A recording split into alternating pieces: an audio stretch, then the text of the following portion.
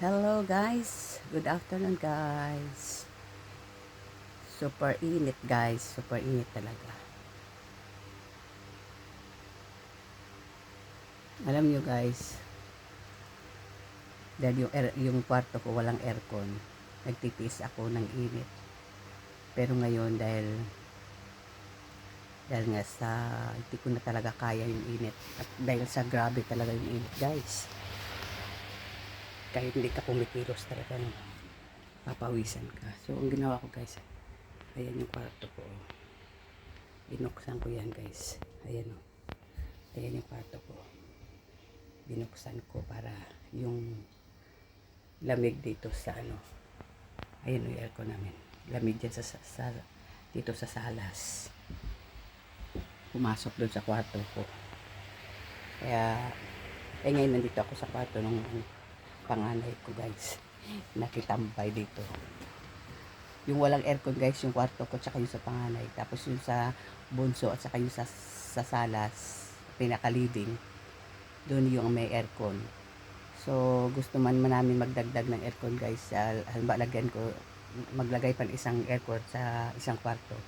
Hindi na po pwede gawa hindi pumapayag yung may-ari ng na to, ng inuupahan namin. Kaya no choice guys kundi mag-tiis. Pero ngayon guys, binuksan ko yung pinto ng kwarto ko para pumasok yung lamig. Dahil sabi ko wala naman tao dito sa sala ngayon.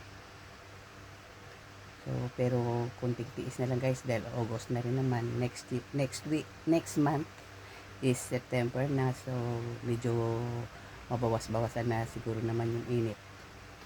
Diba?